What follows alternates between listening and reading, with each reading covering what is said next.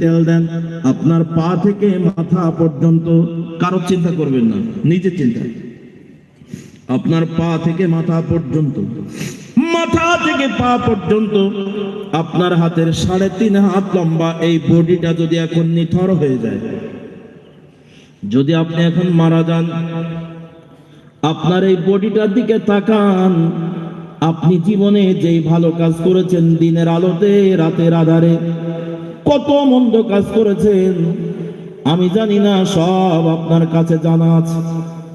একটাবার নিজের বিবেককে বলেন, আপনার নিজের চরকায় একটাবার একটু তেল দেন, আপনার এই বডিটা জান্নাতে যাবে তো?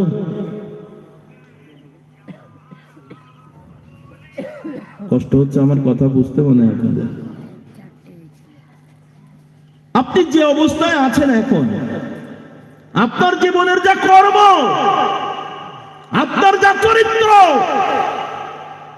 আপনার যা আমল, এ দিয়ে কি আপনি এখন মারা গেলে জান্নাত পাবেন তো? ও ভাই, হতে পারে তো এই রাত আমাদের জীবনের শেষ রাত। হ্যাঁ, আগামী রাত হতে পারে তো আমাদের কবরের রাত। কথা আওয়াজ দিয়ে বলেন, ঠিক না বেঠিক? মরণের কথা কেন স্মরণ করো না, আজরাইল আসিলে পরে কোন কৈফিয়ত চলবে না।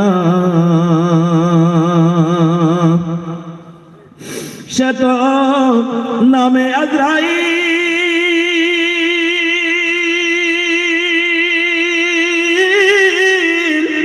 হুকুম পেলে 1 সেকেন্ডে সামনে হয় হাজির। তোমার জান সে নিয়ে যাবে, তোমার জান সে নিয়ে যাবে, রেহাই পাইবা না।